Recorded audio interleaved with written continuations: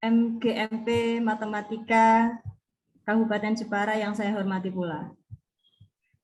Puji syukur kehadirat Allah Subhanahu wa taala karena kita diberikan nikmat iman, nikmat Islam, nikmat sehat sehingga kita bisa bertemu kembali dalam acara Simetri 6. Salawat serta salam kita haturkan ke junjungan Nabi kita Nabi Muhammad SAW. Semoga kita dan keluarga kita mendapatkan syafaat di yaumil akhir nanti. Amin.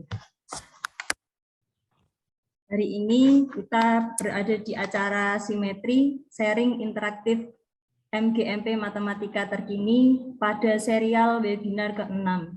Perkenalkan, saya Frida Meverani sebagai MC sekaligus moderator dalam acara ini.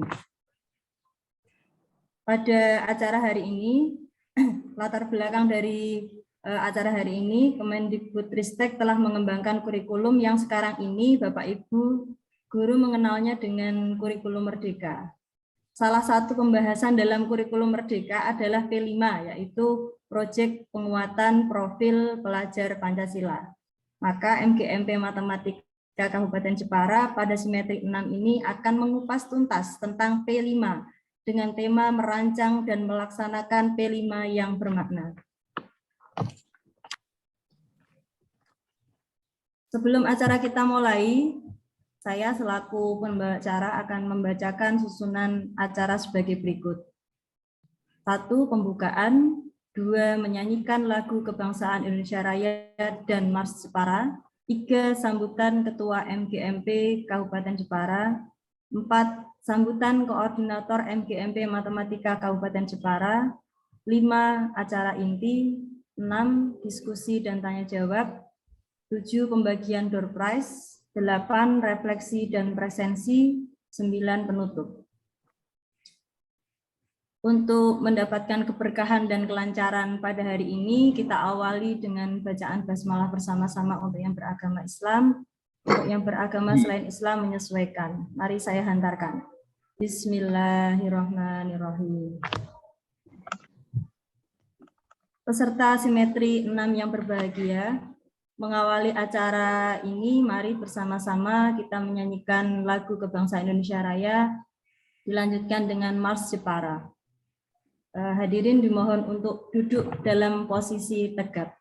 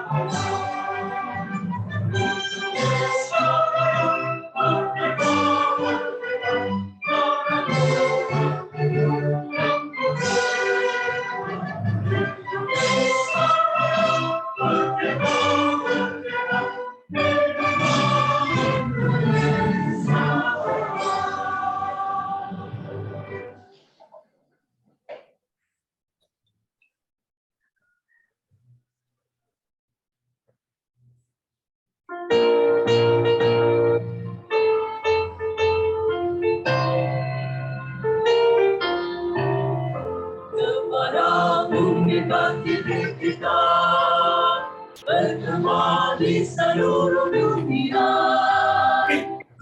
Kita dan potensi wisatanya indah dan mempesona.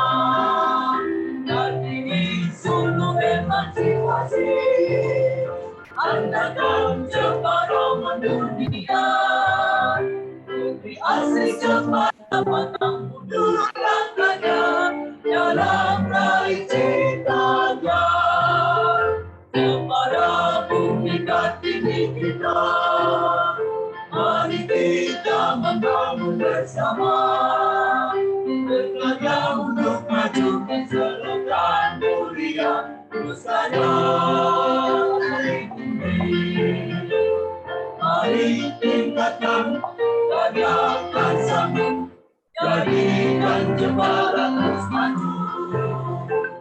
Unsur nyatakan pengabdian, jayalah Jeparaku. Mari bersama bergandeng tangan, kita bersatu bangun negeri. Satukan langkah, bersatu padu, jayalah Jeparaku.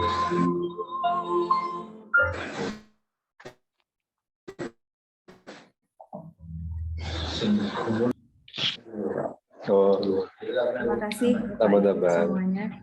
Acara berikutnya adalah sambutan dari Ketua MGMP Matematika Kabupaten Jepara. Kepada yang terhormat Bapak Sinan Muswiki, SPD, MPD, kami silakan.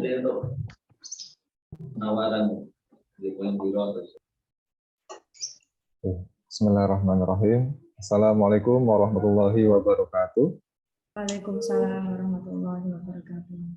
Selamat pagi Bapak dan Ibu sekalian, yang kami hormati Bapak Edi Suyanto, SPD MPD, selaku Koordinator MGMP Matematika SMP Jepara. Yang kami hormati Bapak dan Ibu Guru Matematika SMP, maupun guru mapel lain barangkali yang bergabung pada pagi hari ini. Alhamdulillah, puji syukur kita panjatkan kehadirat Allah SWT, karena atas limpahan rahmat dan karunia-Nya, kita semua bisa mengikuti acara ini dalam kondisi sehat walafiat, tanpa kurang suatu apapun. Yang kedua, salawat dan salam semoga tetap terlimpahkan pada junjungan kita Nabi Muhammad SAW, beserta keluarganya dan juga umatnya. Bapak Ibu yang kami hormati, pada simetri kali ini simetri yang ke-6 ya. Setelah kita cukup lama tidak ketemu di simetri, walaupun belum lama kita kemarin sudah ketemu di Bintek yang sudah berlangsung secara luring, tapi simetri sebelum ini itu kita laksanakan terakhir di tahun lalu, di bulan April 2022. Jadi hampir setahun yang lalu kita laksanakan simetri, dan ini kembali kita mulai lagi simetri yang ke-6, dan insya Allah nanti berlanjut ke simetri-simetri berikutnya yang ditargetkan dilaksanakan setiap semesternya 2 kali. Bapak Ibu yang kami hormati, kami di simetri kali ini mengangkat tema yang cukup menarik, karena di tahun ajaran ini kita semua sama-sama mengimplementasikan kurikulum Merdeka, di mana di sana disajikan banyak sekali konsep baru ya Bapak Ibu. Di antaranya adalah P5 ini. Kalau kita baca secara detail profil pelajar Pancasila itu sungguh luar biasa. Itu sebuah gambaran siswa yang sangat ideal, yang diharapkan oleh semua orang, nggak hanya pemerintah ya, tapi semua guru, bahkan orang tua dan juga semua kalangan. Itu kalau kita baca sangat ideal sekali yang sudah dijabarkan dalam setiap kompetensi profil pelajar Pancasila itu. Rasa-rasanya kalau semua siswa memiliki itu negeri ini jadi damai rasanya. Nggak hanya siswa ya, tapi semua kalangan punya itu damai sekali negeri ini. Sekolahnya juga sekolah yang damai, semua bagian damai saja. Tapi memang kadang saya juga berpikir itu terlalu ideal gitu ya. P3 itu terlalu ideal, profil pelajar Pancasila. Sehingga untuk mewujudkannya itu butuh usaha yang sangat ekstra. Dan juga kita tidak mengharapkan kesempurnaan bahwa semua siswa akan mendapatkan atau memiliki semua kompetensi P3 itu, tetapi kita melakukan berbagai upaya, diantaranya adalah dengan melaksanakan P5. Bahkan guru pun, kita sendiri pun kalau mau berefleksi ya, mungkin kita apakah sudah memiliki profil pelajar Pancasila juga mungkin belum ya. Jadi itu sebenarnya PR kita bersama. Kita membimbing siswa untuk mencapai itu, di sisi yang lain kita juga terus membenahi diri agar kita juga memiliki kompetensi yang minimal sama seperti yang siswa kita, yang kita harapkan pada diri siswa. Dan itu menjadi tantangan baru bagi kita, Bapak Ibu. Selama hampir setahun pelajaran ini, banyak sekali kita atau sekolah-sekolah mungkin ya yang masih memiliki kebingungan dalam melaksanakan P5. Termasuk saya sendiri juga seperti itu.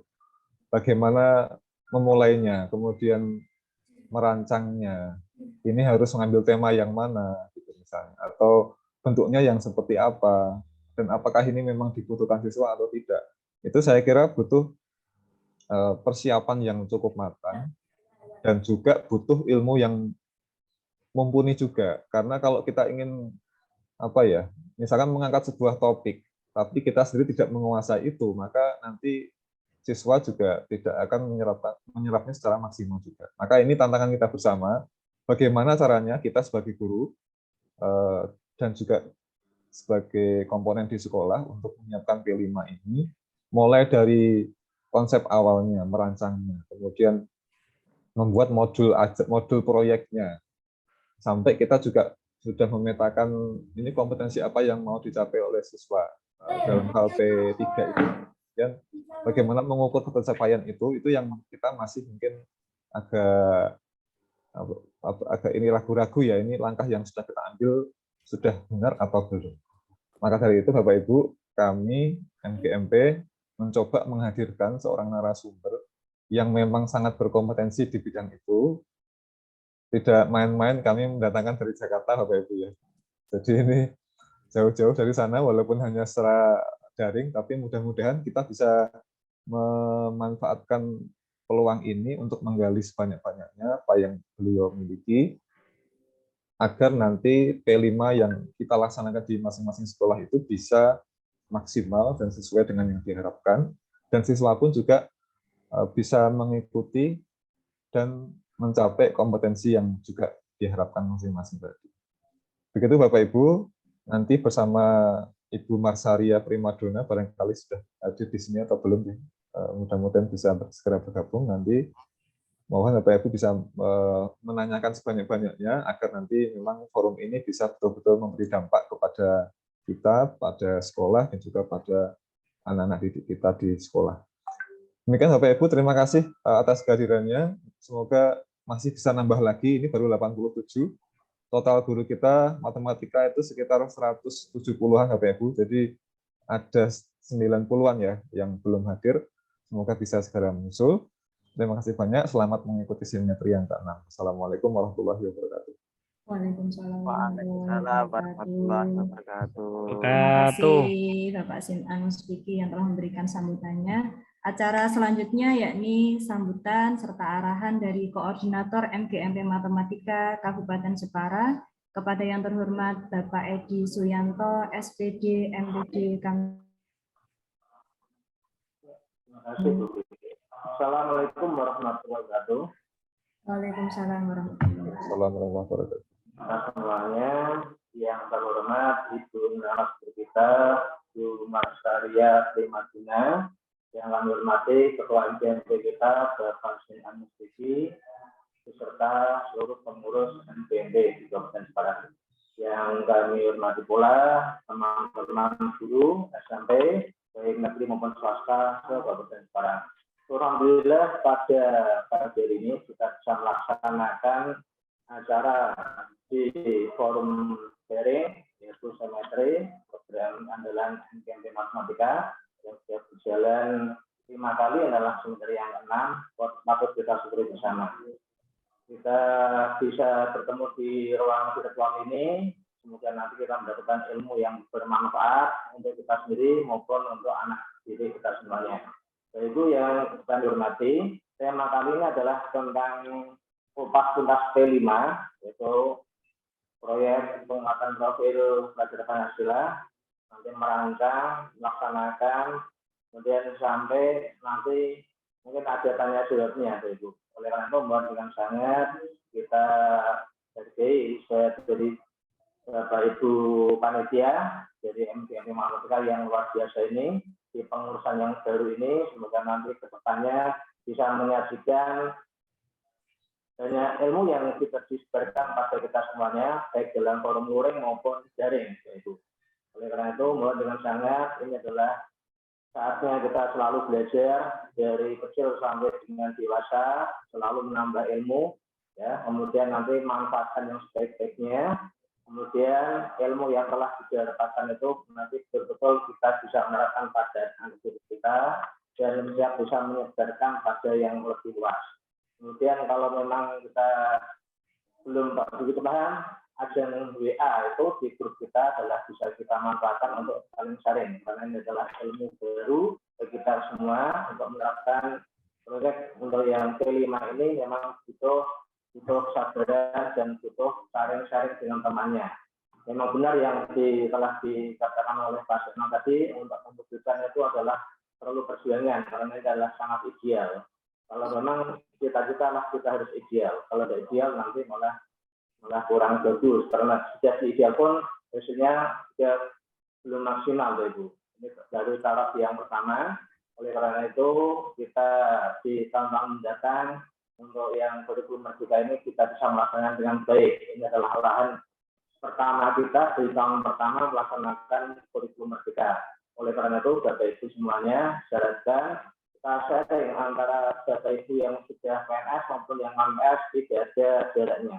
Kita sama-sama jadi guru di Kabupaten Jepara untuk saling padu untuk saling mengisi, saling mengingatkan, saling kita berguru pada yang lain.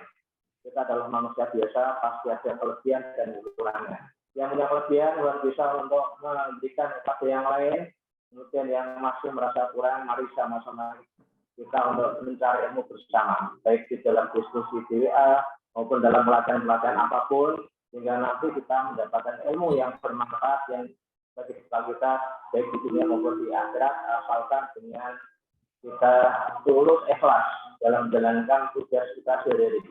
Insya Allah kalau sehari-hari kita sudah tulus ikhlas dalam menjalankan kerjaan kita sehari-hari, maka insya Allah akan meridhoi kita. Untuk kita, keluarga kita, anak-anak kita, semoga nanti bisa dibimbing oleh Allah Subhanahu wa Ta'ala ke jalan yang benar, ilmu yang baik, bekal di dunia maupun di akhirat. Saya yakin P5 ini adalah cakupannya tidak hanya dunia juga akhirat, karena di situ adalah ada fondasi mental, karakter. Tidak hanya produk yang dihasilkan Bapak Ibu. Endingnya adalah bukan produk, tapi adalah ini mental kita, karakter kita, baik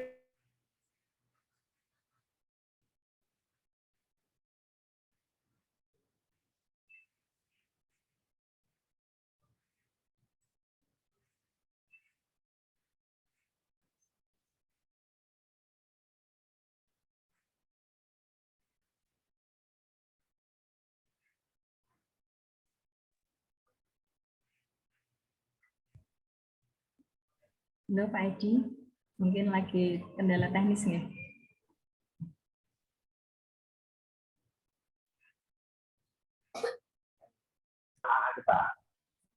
Sinyalnya hilang.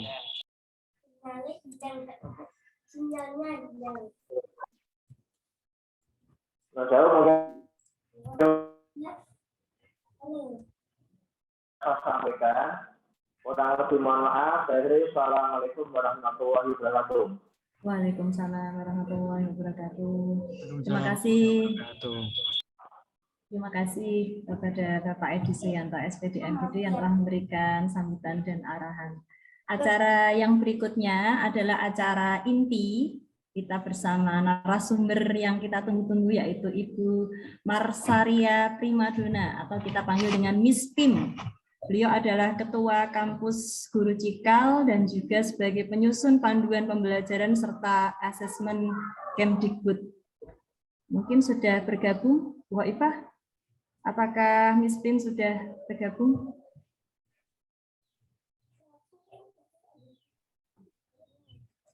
Bu Iva.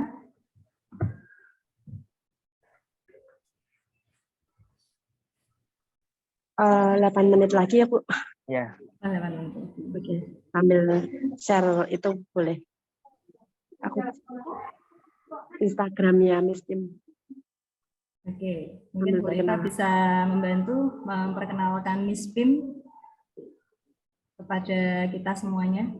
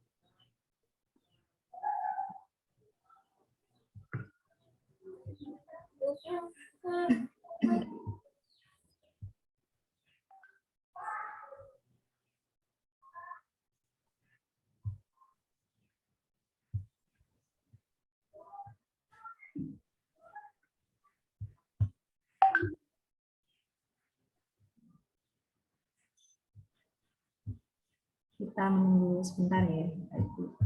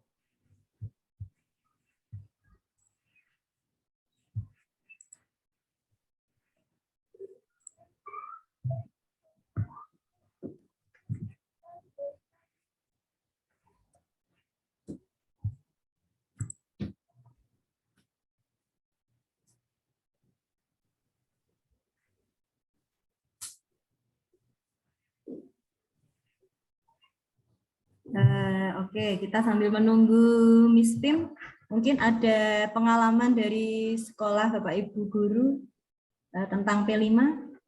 Mungkin dari Pokja 1, dari Pokjanya Pak Nandang mungkin ada cerita-cerita Pak tentang kegiatan P5 yang sudah diadakan di sekolahan.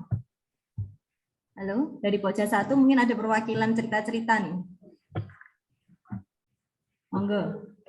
Atau Pokja 2, Pokjanya Pak Wahid dan kawan-kawan, atau Bu Eni, Pokja 4. Ada cerita-cerita Bu tentang kegiatan P5 yang ada di sekolahan Bu Eni ataukah teman-teman yang ada di Pokja 4? Oke, saya sih sebetulnya tertarik dengan itu ya. Pelaksanaan P5 di SMP 1 Mayong. Halo, SMP 1 Mayong. Ya. SMP 1 Mayong, Bu Susanti, tolong. Halo, Bu Susanti. Halo, Bu Susanti, SMP 1 Mayong. Bu, cerita-cerita yang asik apa Bu Eni? Yang dari SMP Mayong itu? Kalau dari SMP 1 Mayong itu saya lihat itu dari medsos guru-gurunya itu asiknya itu ada outing class begitu. Kemarin itu P5-nya tentang kewirausahaan. Kewirausahaannya itu mengangkat masalah, kalau tidak salah itu tentang keramik begitu. Terus ada kegiatan outing class, di mana pada kegiatan outing class itu anak-anak didatangkan, anak-anak mendatangi narasumbernya, yaitu pengrajin keramik langsung. Terus kemudian anak-anak secara berkelompok itu membuat secara langsung di bawah bimbingan oleh tenaga ahlinya langsung begitu. Nah, saya sebenarnya kepengen secara langsung begitu mendengar dari Bu Susanti. Tapi ini Bu Susanti apakah sudah bergabung apa belum ya? Halo Bu Susanti. Halo Bu Susanti, bisa sharing-sharing cerita di sini? Oh, mungkin ya. Nah, menurut saya menariknya itu, jadi anak-anak itu diajak untuk outing kelas lah. Saya sebetulnya kepengen tahu secara prosedural seperti apa, terus kemudian apakah backingan dana dari bos itu support atau tidak, dan bagaimana caranya. Sebetulnya saya kepengen menggali itu informasinya, cuma karena kemarin belum sempat ketemu begitu, jadi untuk sharing-sharingnya secara menyeluruh secara utuh itu saya belum dapat begitu. Tapi saya tertarik dengan pengalaman dari sharing-sharing teman-teman dari SMP 1 Mayang di medsosnya, itu kayaknya menarik juga begitu. Ya. Mungkin dari SMP 1 Bangsri juga kemarin juga ada cerita-cerita itu. Itu menarik kegiatan P5-nya. Mungkin Bu Dian bisa sharing tentang kegiatan P5 yang sudah diadakan. Halo Bu Dian. Halo Bu Frida. Ya, monggo. Oke, terima kasih. Kalau di SMP 1 Bangsri, entah itu sudah benar atau belum, guys, saya juga belum paham karena Sama-sama Bu, ya. masih meraba-raba prosesnya sudah benar atau belum. Di sekolah kami kemarin baru melaksanakan satu tema, Bu, bangunlah jiwa dan raga. Rencananya sih kemarin setelah UTS ini sudah 2 kali, nggih, sudah 2 kali. Kemudian yang kedua suara demokrasi kalau tidak salah, yang ketiga rencananya nanti setelah UTS, nggih, setelah UTS. Untuk yang pertama kemarin bangunlah jiwa dan raga itu kami ada beberapa kegiatan. Persepsi kami kalau membangun jiwa raga itu ya jiwa fisik dan juga jiwa mentalnya. Ya, untuk yang fisik kemarin kami memberikan seperti karena sekarang itu menjamur makanan-makanan yang tidak sehat di kalangan anak-anak. Nah, ini kami mencoba untuk bagaimana supaya anak ini menyadari atau bisa memilih setidaknya mana yang baik dan mana yang tidak baik, membekali hal-hal seperti itu. Mungkin nggak tahu ini benar atau tidak gitu, tapi ya mencoba saja. Kemudian untuk yang mentalnya kemarin kami mencoba untuk bagaimana adab makan, kemudian cara makan yang sesuai dengan agama, baik agama yang Muslim maupun yang non-Muslim, karena kebetulan di sekolah kami hanya ada 2 agama, Islam dan Kristen untuk yang kelas 7. Nah, itu kemudian juga di siswa-siswa juga belajar untuk membuat senam sederhana untuk berapa menit, ya, untuk melatih fisik mereka. Begitu untuk yang di pengennya sih mengunjungi tempat yang lain seperti yang di SMP 1 Mayang gitu, tapi juga terkendala seperti Bu di BOS itu bagaimana, bolehkah atau tidak, karena sekolah kami juga muridnya banyak, kalau mau outing keluar itu juga untuk mengaturnya itu juga membutuhkan waktu. Mungkin di SMP Bu Frida pernah ke itu Bu, mana pertanian di Bangsri itu, nah itu metodenya gimana Bu? Sekali anak datang ataukah hanya perwakilan ataukah di tahap beberapa kali Bu Frida? Mungkin bisa sharing juga. Waktu itu ini karambol ini kan ya saya. Waktu itu kita punya satu temanya gaya hidup berkelanjutan. Jadi kita memilih di Bangsri waktu itu di Dinas Lingkungan Hidup yang dekat SMK Bangsri ya, Budian ya, SMK Bangsri. Ya, SMK. Sebelum SMK. Ya, itu ada pembibitan. Jadi kita sudah pernah kerjasama dengan DLH di sana. Terus kita mengambil kegiatan okulasi pada tanaman. Jadi anak-anak berkunjung ke sana. Sekaligus kita sekali merengkuh dayung kita ke Mulyoharjo untuk tema kedua sebenarnya. Tema kedua itu kearifan lokal. Ya, jadi sekali merengkuh dayung ada 2 tema yang sudah kita lalui meskipun mungkin proseduralnya itu ya sedikit salah ya. Alhamdulillah ini Bu Miss Pim sudah gabung dengan kita. Selamat pagi Miss Pim. Halo, selamat pagi Miss Pim.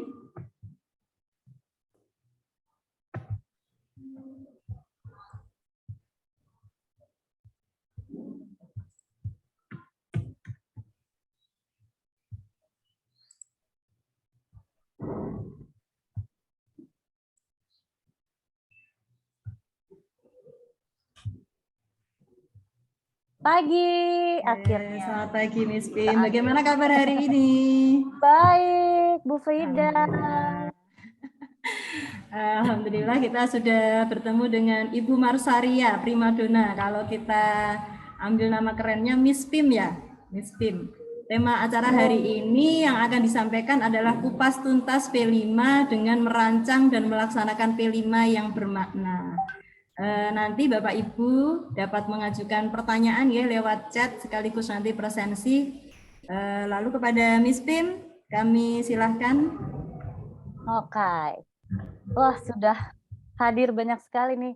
Assalamualaikum warahmatullahi wabarakatuh. Waalaikumsalam warahmatullahi wabarakatuh. Bismillahirrahmanirrahim. Kita mulai ya, Bapak Ibu. Saya izin share screen. Apakah sudah terlihat? Sudah, Bu. Oh, sudah. Oke, alhamdulillah. Oke. Topik kita pagi ini nih, saya tahu banget pagi ini pasti Bapak Ibu hari sibuk juga ya. Jadi sudah menyempatkan gitu pagi-pagi mengatur waktunya supaya bisa datang ke sini. Mudah-mudahan saya bisa bikin singkat, padat, dan efektif gitu ya. Nah, topiknya kita pagi ini adalah membongkar miskonsepsi implementasi project profil yang bikin pusing. Yuk kita tuntaskan bersama. Nah, sebelumnya saya mau memperkenalkan diri lagi. Mungkin banyak yang belum kenal dengan saya. Nama saya Marsaria Primadona, panggilannya Pima. Kalau di kelas biasanya murid-murid manggil saya Miss Pima atau Bu Pima. Sekarang saya baru menjabat 1 bulan di Yayasan Guru Belajar sebagai Ketua Kampus Guru Cikal. Bapak Ibu, sebelumnya saya adalah program manajer di sekolah Cikal. Jadi sebelumnya saya itu ngajar di sekolah Cikal udah 16 tahun, gitu ya, dari guru prasekolah, terus guru SD, kemudian megang bagian kurikulumnya.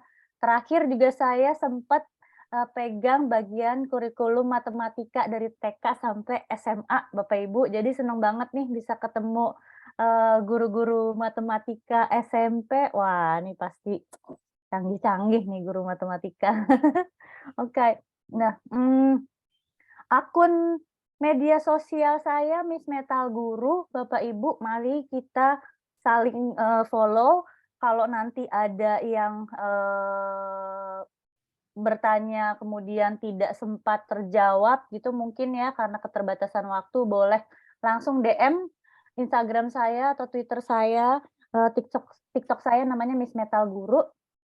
Oke. Sekarang ini kesibukan saya selain pelatihan-pelatihan di Yayasan Guru Belajar, saya juga pelatih ahli program sekolah penggerak. Ini sudah batch 3 akan dimulai, Bapak Ibu. Kemudian saya juga kemarin instruktur program guru penggerak sampai batch 5. Mungkin itu saja tentang saya.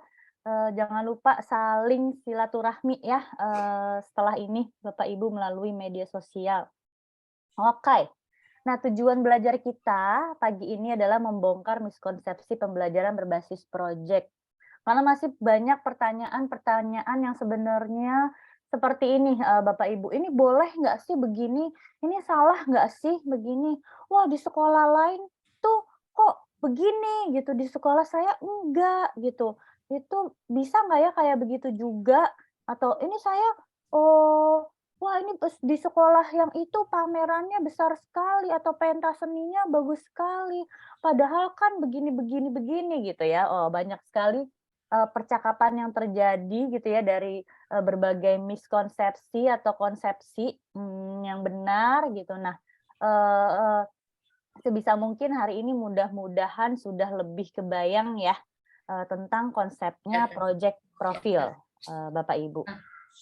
Oke. Kita lanjut. Nah, ini kesepakatan bersamanya seperti biasa kalau mau mulai kelas gitu ya, kalau mau mulai sesi juga ada kesepakatan bersamanya Bapak Ibu. Saya mohon agar semuanya terlibat aktif mengambil peran apapun dalam diskusi, karena pengennya saya juga nggak ngomong sendiri nih.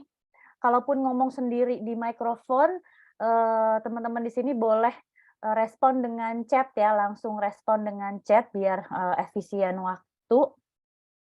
Kemudian mungkin banyak hal baru yang Bapak Ibu hari ini baru ngeh atau kok begini sih gitu ya. Buka hati dulu gitu ya, buka pikiran dengan hal baru. Mari kita saling belajar dengan mengambil manfaat dengan reflektif Bapak Ibu. Nah, mudah-mudahan setelah ini juga Bapak Ibu bisa melanjutkan apa yang didapatkan gitu ya di sesi ini di institusi pendidikannya masing-masing. Oke. Nah, kita mulai dengan ini adalah kompetensi lulusan kurikulum Merdeka, Bapak Ibu. Jadi ibaratnya perjalanan di sekolah gitu ya. Ini tujuan akhirnya, yaitu profil pelajar Pancasila. Jadi kalau ditanya, Bapak Ibu itu ingin anak-anak yang seperti apa nanti kalau mereka lulus sekolah, yaitu yang beriman bertakwa kepada Tuhan Yang Maha Esa dan berakhlak mulia, berkebinekaan tunggal, berkebinekaan global, bergotong royong, kreatif, bernalar kritis, mandiri. Gitu ya. Jadi ini profil pelajar yang kita inginkan gitu setelah mereka lulus kurikulum Merdeka. Jadi semua yang kita lakukan di kurikulum Merdeka, mau mata pelajaran IPA, IPS, agama, matematika, proyek profil, gitu ya, itu ujung-ujungnya adalah profil pelajar Pancasila. Oke, kayaknya ada yang bocor suaranya, siapa ya? Bukan saya kan ya?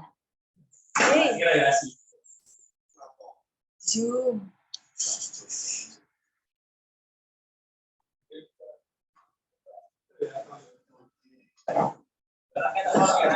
Oke. Siapa yang bocor ya, Bu Frida?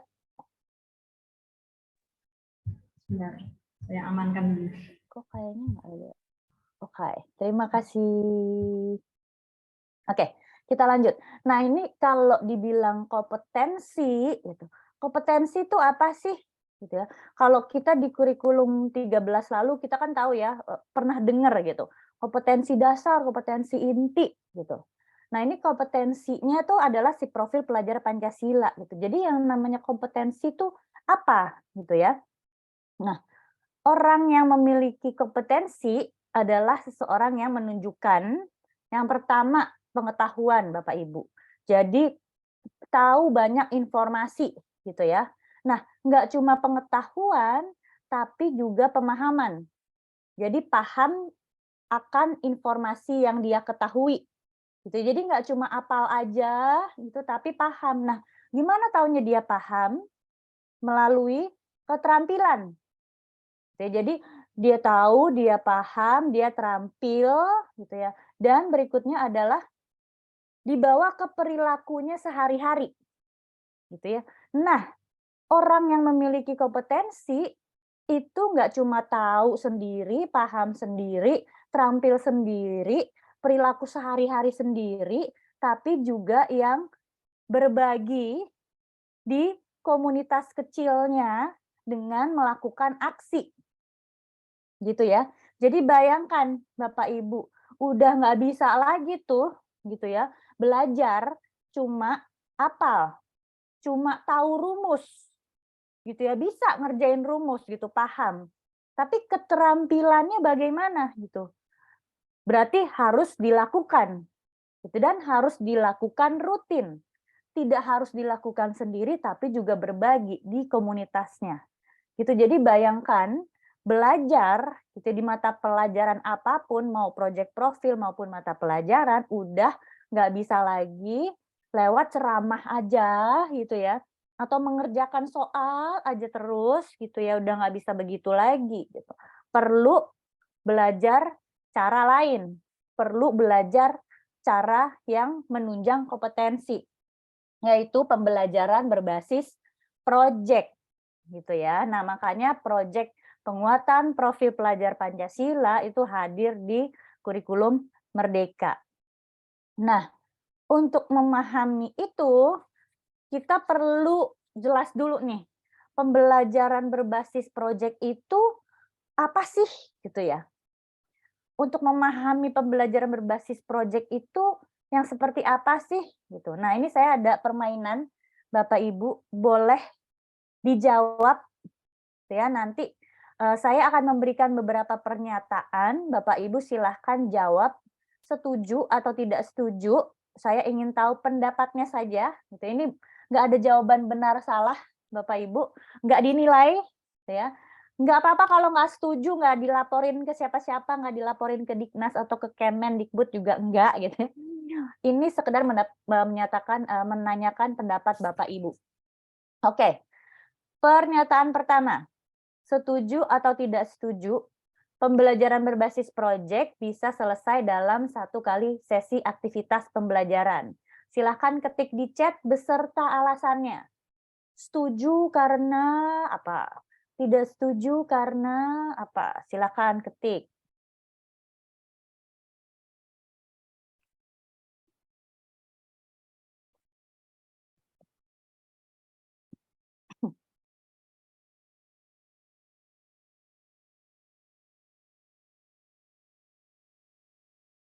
Pembelajaran berbasis proyek bisa selesai dalam 1 kali sesi aktivitas pembelajaran. Setuju atau tidak setuju? Oke, Pak Budi Eko, tidak setuju karena proyek membutuhkan waktu lama. Ada lagi? Tidak setuju karena butuh proses dari persiapan, pelaksanaan, dan laporan. Oke. Tidak setuju karena membutuhkan proses, Bu Frida. Bu Sri Wuliana. Tidak setuju karena melihat kondisi di sekolah masing-masing. Oke. Apakah ada sekolah yang bisa 1 kali sesi? Tidak setuju karena siswa membutuhkan waktu lebih panjang dan mulai merancang persiapan hingga menyelesaikan laporan. Oke. Tidak setuju karakter dilatih secara berkelanjutan. Siswa butuh waktu persiapan. Oke, sepertinya semuanya sependapat ya. Kok ada yang beda? Setuju selama proses proyeknya dilakukan di luar jam pelajaran dengan pengawasan guru. Oke. Tidak setuju jika 1 kali sesi. Oke. Oke, berarti ini Pak Rohmat Abdul Aziz sebenarnya tidak setuju ya. Karena di luar jam pelajaran dengan pengawasan guru. Berarti tidak menyatakan 1 kali atau berapa kali sesi juga ini. Oke, kita lanjut Bapak Ibu. Berikutnya, pembelajaran berbasis proyek selalu menghasilkan produk berupa barang. Setuju atau tidak setuju? Jangan lupa sertakan alasannya. Pembelajaran berbasis proyek selalu menghasilkan produk berupa barang.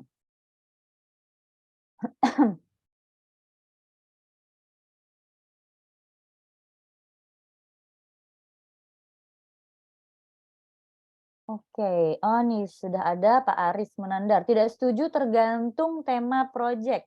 Tidak setuju sesuai temanya. Oke, kalau bukan berupa barang apa tuh kira-kira Bapak Ibu boleh dijelaskan juga di chat. Tidak setuju karena setiap tema yang diambil tidak selalu menghasilkan produk. Wah, apakah benar tidak selalu menghasilkan produk? Apakah ada proyek pembelajaran berbasis proyek yang tidak menghasilkan produk? Oke, Bu Mela, setuju karena produk tidak selalu barang. Ini di pernyataannya selalu menghasilkan produk berupa barang. Bu Mela. Pak Wahid tidak setuju tujuan proyek adalah penanaman profil pelajar Pancasila. Oke. Terima kasih. Tidak setuju yang penting pengalaman peserta didik. Oke, Bu Frida. Tidak setuju karena setiap tema beda. Misal, oh nih ada contohnya nih. Terima kasih Bu Frida. Bisa berupa perubahan sikap atau pembiasaan baik. Oke. Bu Yani tidak setuju selalu menghasilkan barang karena tidak selamanya tema harus menghasilkan barang. Oke. Kita lanjut ya, Bapak Ibu. Pernyataan berikutnya. Pembelajaran berbasis proyek tidak ada hubungannya dengan diferensiasi pembelajaran. Setuju atau tidak setuju? Dan kenapa? Pembelajaran berbasis proyek tidak ada hubungannya dengan diferensiasi pembelajaran. Setuju atau tidak setuju? Silahkan tulis di chat.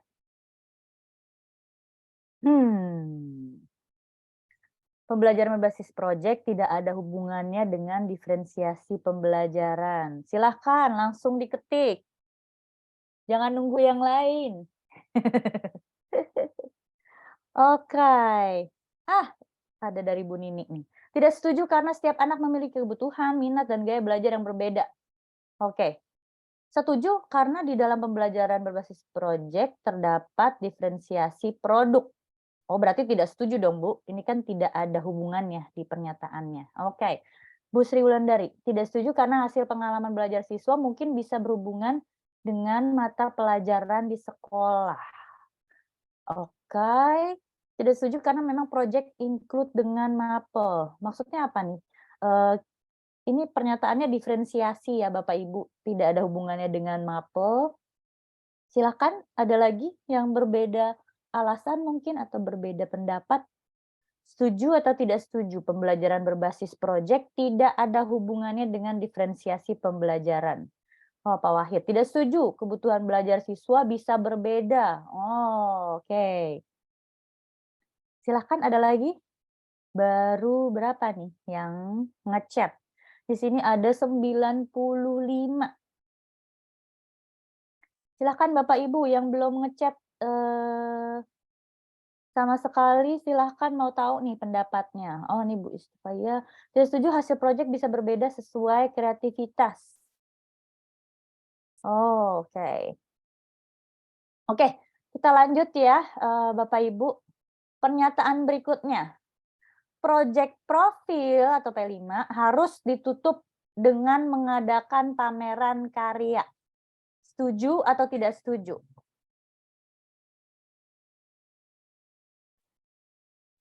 Proyek profil harus ditutup dengan mengadakan pameran karya.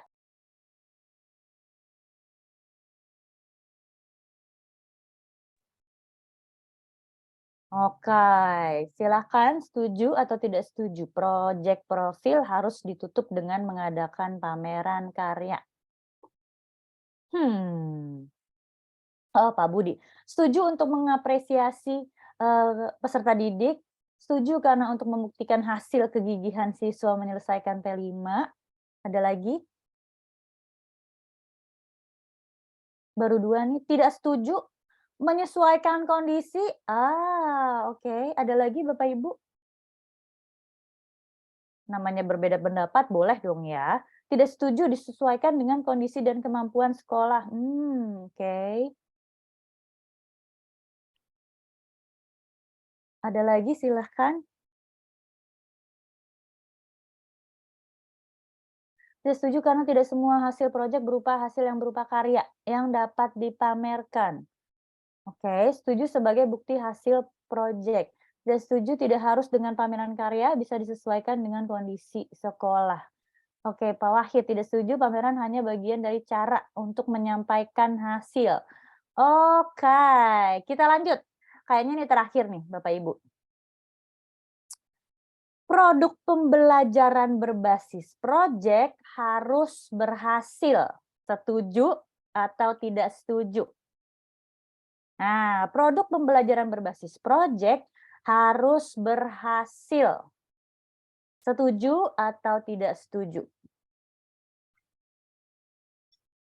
Boleh tulis di chat beserta alasannya. produk pembelajaran berbasis proyek harus berhasil.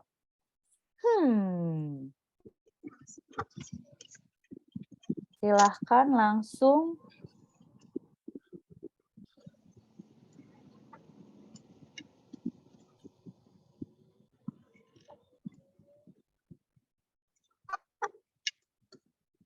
Oke, Bu Nini. Tidak setuju karena keberhasilan setiap masing-masing berbeda indikatornya. Menarik. Tidak setuju karena kompetensi murid berbeda-beda. Ada yang bisa berhasil secara mantap, ada juga yang belum berhasil karena keterbatasannya. Oh, menarik nih. Belum berhasil gitu ya. Bukan berarti tidak. Tidak setuju, yang penting murid belajar mengetahui suatu proses. Tidak harus tergantung kemampuan siswa dan kondisi. Tidak setuju karena tujuan dari kegiatan tidak diukur dengan keberhasilan. Wah, terima kasih Bu Melari Fanti. Tidak setuju, ada kalanya tidak sesuai dengan harapan sehingga perlu dievaluasi dan diperbaiki atau diganti. Wah, saya senang deh dengan wawasannya Bapak Ibu semua gitu ya, mindsetnya, pola pikirnya, itu semuanya kembali lagi ke murid gitu ya. Oke, kita bahas ya Bapak Ibu. Nah, ini kayaknya ada yang bocor lagi nih, Bu Frida. Oke, apa yang dimaksud pembelajaran berbasis proyek gitu ya? Nah, kalau kata proyek sendiri itu kalau di kamus bahasa Inggrisnya artinya adalah serangkaian tugas untuk membuahkan suatu hasil. Jadi nggak bisa satu JP aja, nggak bisa satu sesi aja gitu ya, nggak bisa satu kali aktivitas aja gitu. Perlu berulang kali gitu ya, perlu dilakukan rangkaian gitu ya, perlu banyak, makanya waktunya itu ada yang namanya di blok, waktunya itu sudah ditentukan gitu ya, dari sananya pun bukan satu JP, malah 20-30% dari 1 tahun jam pelajaran, ya kan? Oke. Nah, kalau di sini udah jelas ya Bapak Ibu, serangkaian tugas untuk membuahkan suatu hasil. Yang namanya hasil itu bisa produk dan aksi, gitu ya. Hasilnya itu pasti produk dan aksi. Jadi Bapak Ibu pasti ada produknya. Nggak mungkin ada produknya, nggak mungkin nggak ada produknya kalau pembelajaran berbasis proyek. Gitu. Dan nggak cuma produk, tapi aksi. Gitu. Jadi kalau ada suatu rangkaian aktivitas gitu, ini pembelajaran berbasis atau bukan, dilihat dulu. Ini ada aksinya atau enggak? Atau cuma produk doang? Gitu ya. Ini ada produknya apa enggak? Gitu. Apa cuma aksi doang? Kayaknya nggak mungkin kalau aksi itu nggak ada produknya. Gitu. Nah, yang namanya produk,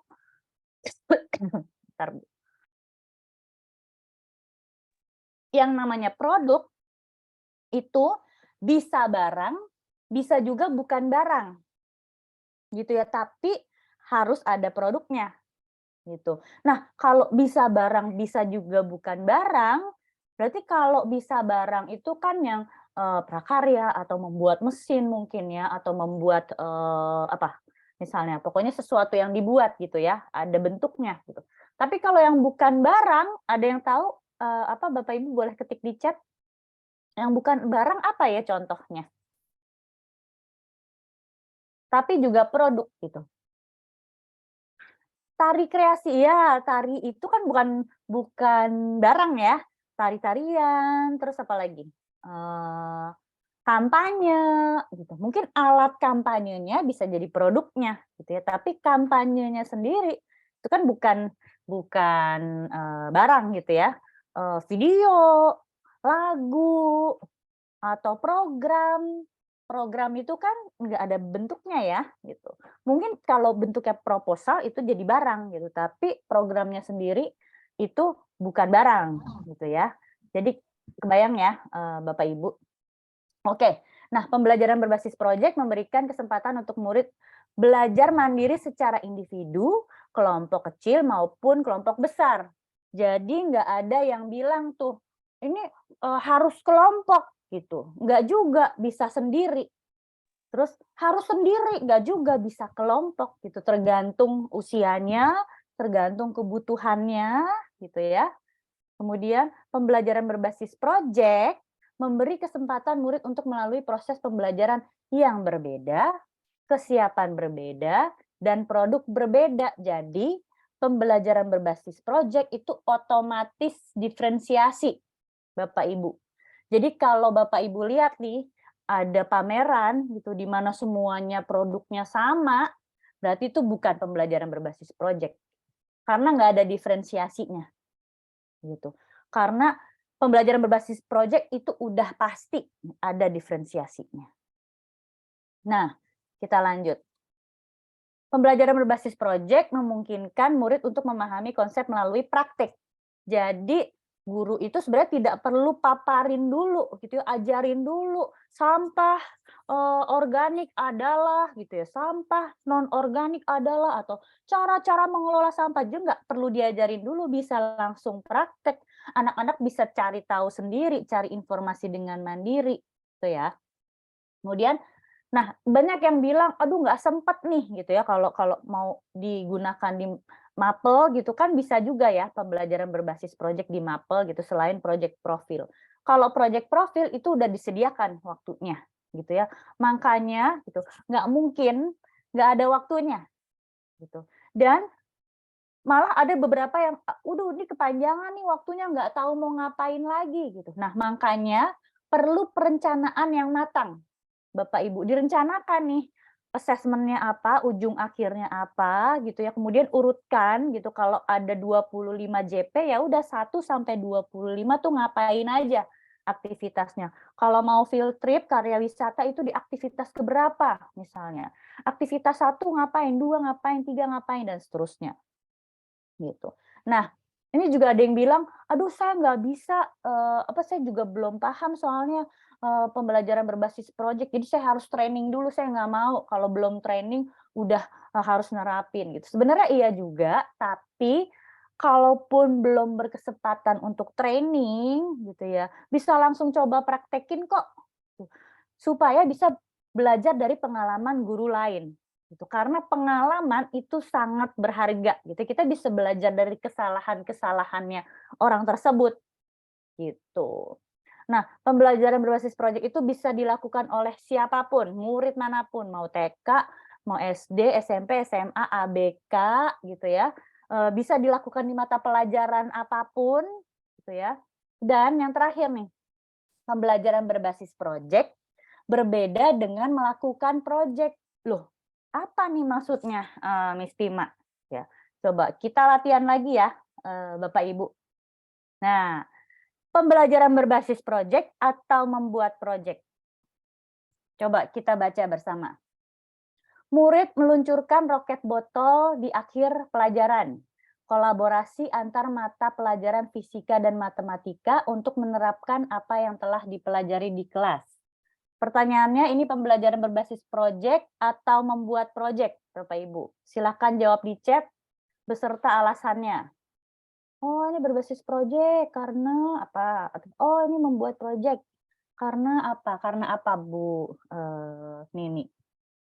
Silahkan.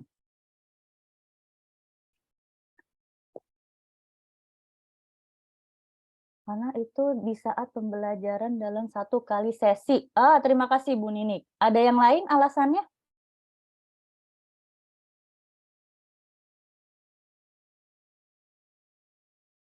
Oke, kita cek dulu ya. Kita cek nih. Kalau dari kalimat pernyataan ini, apakah ada diferensiasinya Bapak Ibu? Kali ini boleh open microphone biar cepat langsung. Apakah ada diferensiasinya? Tidak ada. Tidak ada, semuanya membuat apa? Roket botol. Semuanya sama ya, buat roket botol. Oke, apakah ada masalah yang ingin dicarikan solusinya? Ini masalahnya apa sih? Terlihat nggak di pernyataan ini? Tidak ada. Tidak ada ya? Tidak ada, oke. Lebih kebayang ya, Bapak Ibu? Kita cek berikutnya. Murid mencari tahu isu kerusakan lingkungan dan mencari tahu penyebabnya. Setelahnya, murid merencanakan sebuah kampanye peduli lingkungan kepada warga di sekitar lingkungan sekolah. Pembelajaran berbasis proyek atau membuat proyek, Bapak Ibu? Langsung mikrofon juga boleh, di chat boleh, silahkan. Pembelajaran berbasis proyek. Oh, berbasis proyek, kenapa Bu Frida? Karena ada masalah yang ditampilkan. Apa tuh masalahnya? Isu kerusakan lingkungan. Oke, masalahnya jelas ya, isu kerusakan lingkungan. Apakah ada diferensiasinya? Dimungkinkan ada diferensiasinya. Di mana Bu Eni? Di dalam membuat kampanye peduli lingkungan. Oh, oke, kampanyenya bisa jadi alatnya beda-beda ya? Beda-beda, ya. Beda-beda. Oke, apakah ini yang inisiasi murid atau guru? Murid. Kelihatan ya, jelas Ya. di situ murid. Gitu Murid. ya. Oke, kita lanjut berikutnya. Nah, murid melakukan observasi mengenai sampah plastik yang meningkat dan diminta membuat poster memerangi sampah plastik dan digantung di kelas. Kita cek bersama. Apakah ada apakah ada masalah yang dibahas di kalimat ini? Ada ya? Ada. Apa masalahnya? Sampah plastik yang meningkat. Plastik yang meningkat. Oke. Apakah ada diferensiasi?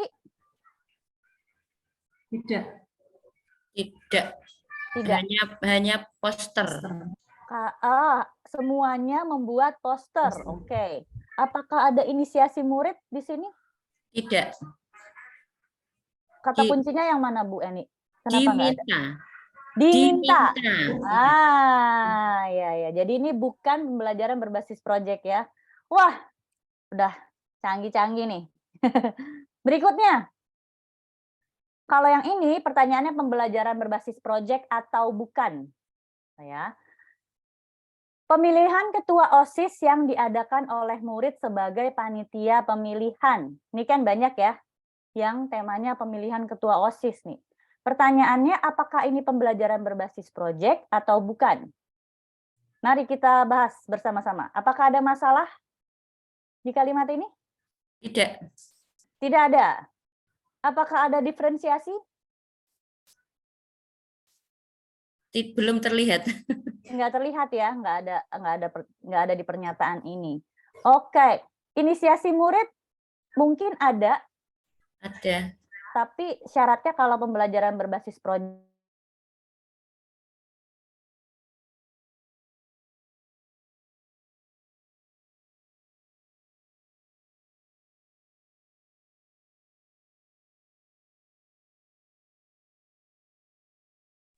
Oke, murid mencari tahu isu penyebab sering terjadinya bully dan konflik antar murid. Setelahnya, murid merencanakan sebuah kampanye anti-bully dengan berbagai produk kampanye seperti video, poster, atau orasi. Wah, gampang ini ya. Pembelajaran berbasis proyek atau bukan? Berbasis proyek. Berbasis proyek, ini jelas ya masalahnya ada, yaitu bully dan konflik. Kemudian inisiasi dari murid. Kemudian produk, video, poster, atau orasi. Gitu. Oh, oke. Lebih kebayang ya Bapak Ibu. Berikutnya nih. Nah, ini juga banyak dilakukan ya oleh sekolah-sekolah. Gerakan membersihkan sekolah. Seluruh murid membersihkan sekolah dan menanam tanaman hijau sesuai dengan program hijaukan sekolah. Pembelajaran berbasis proyek atau bukan? Bukan.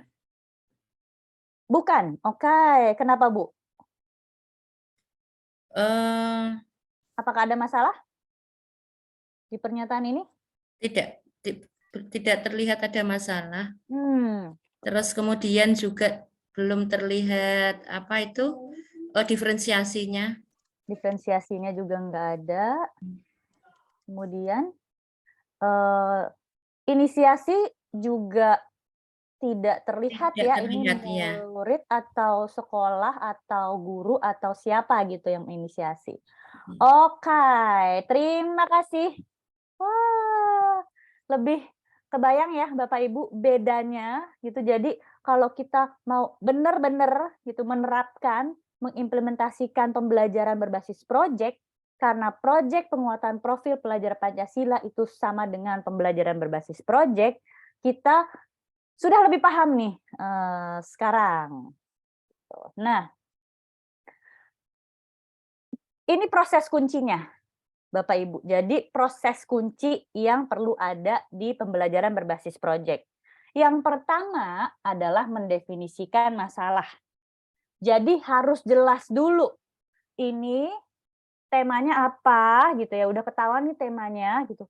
Kemudian mau membahas masalahnya apa. Gitu. Karena banyak sekali yang dari awal udah langsung kelihatan ini mau ngerjain proyek apa gitu. Ini mau dari awal tuh udah kelihatan solusinya gitu. Padahal di awal itu penting sekali untuk jelas definisi masalahnya. Nah, itu dimulai dengan mengajukan pertanyaan tentang suatu masalah yang diamati. Karena dengan mengajukan pertanyaan, anak-anak itu akan lebih mudah untuk mendefinisikan masalah dalam konteks yang sesuai. Gitu. Nah, ingat-ingat ya Bapak Ibu, jadi yang bukan solusi. Yang kedua, baru menghasilkan ide. Idenya juga nggak cuma satu. Misalnya, idenya ya udah semuanya bikin keripik dari kentang gitu kan. Gitu. Idenya itu banyak.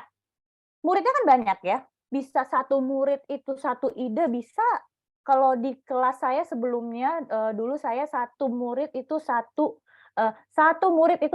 ide. Gitu.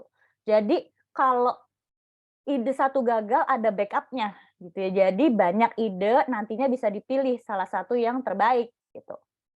Berikutnya baru dibuat prototipenya.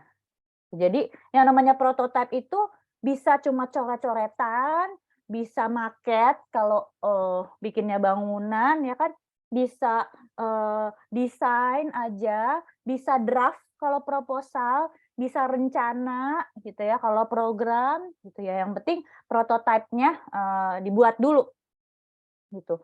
Baru setelah itu prototipenya diuji coba. Nah, berarti nggak langsung dipamerin nih kalau udah jadi, diuji coba dulu. Tujuannya apa? Supaya bisa dapat umpan balik dan bisa melakukan perbaikan. Gitu. Jadi bayangin Bapak Ibu prosesnya tuh nggak instan ya. Kalau pembelajaran berbasis proyek, karena di awal mendefinisikan masalah itu biasanya kusut dulu, itu yang paling lama. Karena cari masalah itu paling susah sebenarnya, tapi juga sebenarnya paling gampang gitu ya, karena masalah itu banyak. Keluar aja dari kelas gitu, keluar aja dari pintu rumah. Itu yang kita lihat tuh masalah di mana-mana ya, sampah di mana-mana ya kan, polusi udara atau apalah banyaklah masalah yang bisa ditemukan gitu. Nah, kalau Bapak Ibu lihat di panduan proyek profil itu prosesnya contohnya banyak. Kalau yang mendefinisikan masalah, menghasilkan ide, pembuatan prototipe dan pengujian, itu saya selalu menggunakan proses berpikir desain. Kalau di panduan itu ada temukan, bayangkan, lakukan, bagikan, kemudian pengenalan, aksi, refleksi, tindak lanjut gitu ya, itu bisa digunakan. Gitu. Nah, apa maksudnya proses berpikir desain nih, Miss Pima? Proses berpikir desain tuh maksudnya Bapak Ibu berpikir sebagai desainer, berpikir sebagai insinyur, berpikir sebagai arsitek gitu ya. Kalau arsitek atau insinyur tuh biasanya mereka mendesain mesinnya atau mendesain bangunan tuh buat siapa sih Bapak Ibu? Ada yang bisa jawab? Silakan di chat atau langsung mikrofon juga boleh, tapi jangan lupa mute lagi. Oke. Kalau insinyur arsitek tuh mendesain sesuatu tuh buat siapa sih? Atau desainer mendesain sesuatu buat siapa Bapak Ibu? Buat orang lain. Buat orang lain. Jadi misalnya nih, arsitek mau bikin jembatan besar gitu ya. Berarti apa yang harus dipikirkan dulu Bapak Ibu? Konsep atau ide. Oke, dari mana dia bisa dapat konsep atau ide bikin jembatan itu? Ini ada Dari permintaan, permintaan iya, dari permintaan keinginan konsumen atau yang ingin konsumen. dibuatkan desain itu. Oke, keinginan pelanggan nih, kata Bu Sinan, atau klien ya biasanya. Atau kalau jembatan berarti kan dia harus memperhatikan siapa tuh? Banyak banget orangnya gitu ya. Orang-orang yang akan lewat jembatan itu gitu ya. Berarti dia harus tahu apa Bapak Ibu? Harus tahu apa aja tuh?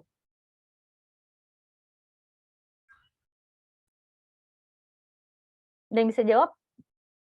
Oke, kebutuhan. Kekuatan jembatannya supaya tidak roboh kebutuhannya. Nah, harus tahu kekuatan jembatannya supaya tidak roboh. Berapa orang yang bisa lewat, berapa beratnya per orang gitu kan. Karena kalau dia sampai salah desain, yang celaka siapa? Banyak banget orang yang celaka ya. Gitu ya. Jadi harus memahami kebutuhan gitu, harus berpikir dari perspektif orang banyak gitu. Itu namanya empati. Bapak Ibu. Itu namanya empati, merasakan apa yang orang lain rasakan.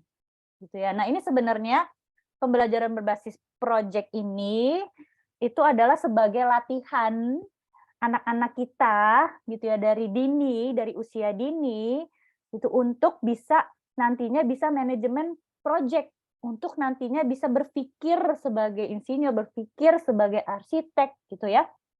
Nah, makanya ini penting banget di bagian pertama gitu ya, nggak langsung dikasih ini masalahnya, ini kamu ngerjain ini gitu. Penting banget mereka cari tahu, survei ke orang lain, tanya-tanya orang lain dulu, bener nggak sih kamu punya masalah gini, bener nggak sih kamu punya masalah sampah, bener nggak sih sampah tuh di mana-mana segala macam ya, survei, wawancara gitu ya, wawancara nggak cuma ke ahlinya, tapi ke orang-orang yang punya masalah yang sama gitu. Jadi bagian pertama itu penting sekali karena ini mengajarkan kita semua untuk berempati. Gitu. Nah, ini sebenarnya saya mau biasanya di sesi ini saya bikin mind map bareng-bareng nih tentang apa yang terjadi di lingkungan, gitu ya. Bisa kita lakukan sih sepertinya ini Bapak Ibu supaya lebih berasa ya sebentar. Kita mau bahas salah satu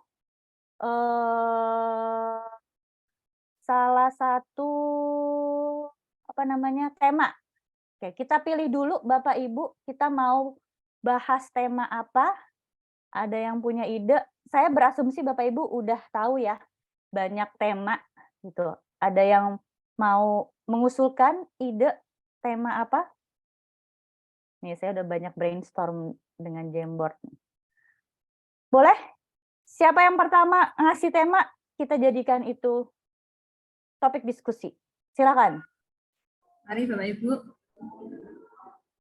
Mau gaya hidup berkelanjutan atau berkebinekaan, bukan, Bhinneka Tunggal Ika, kearifan lokal, atau apa? Silakan. Kewirausahaan. Kewirausahaan. Kewirausahaan. Oke. Kewirausahaan. Oh, oke. Maaf Bu Koifah, udah keduluan nih. Oke.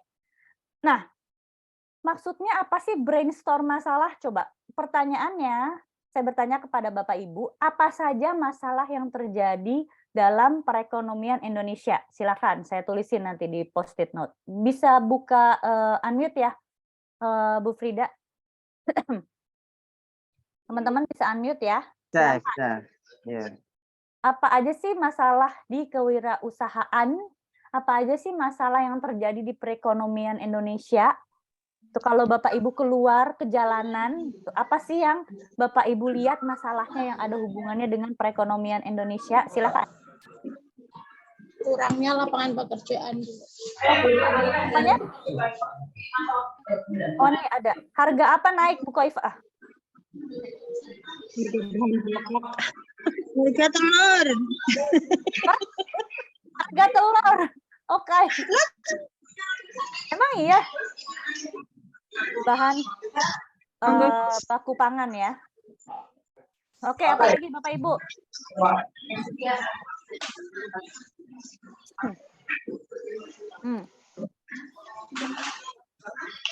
Apa lagi? Limbah yang dihasilkan oleh dunia usaha. Oke.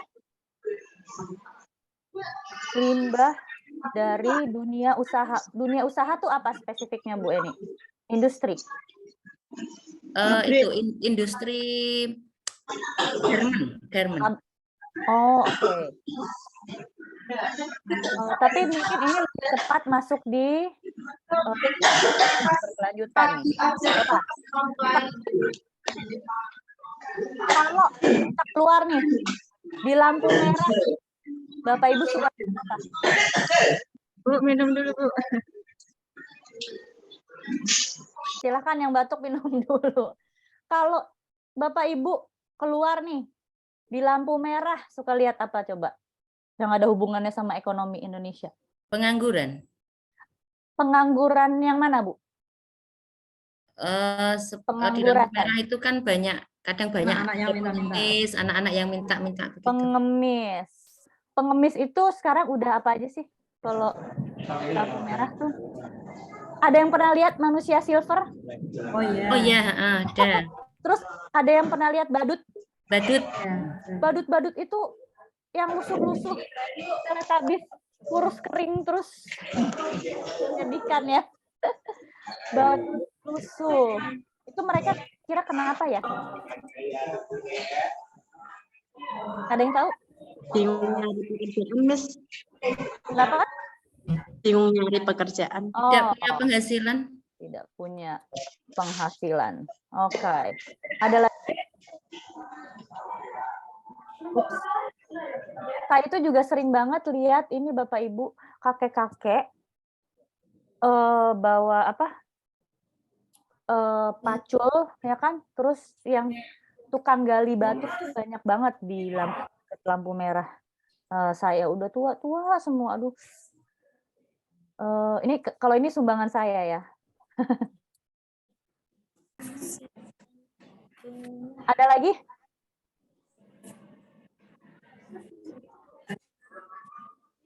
Sudah terlalu nyaman dengan pekerjaannya, maksudnya apa Bu Puji? Pengamen, oh iya pengamen. Ada lagi Bapak Ibu? Apakah cuma ini?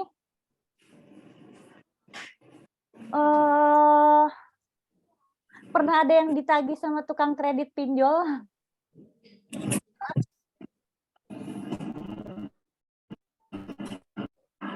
Ada lagi Bapak Ibu? Kebutuhan bertambah.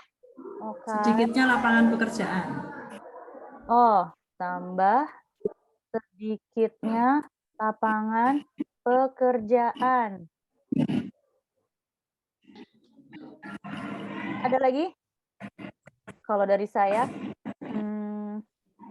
banyak terlibat hutang dari pinjol. Ada lagi?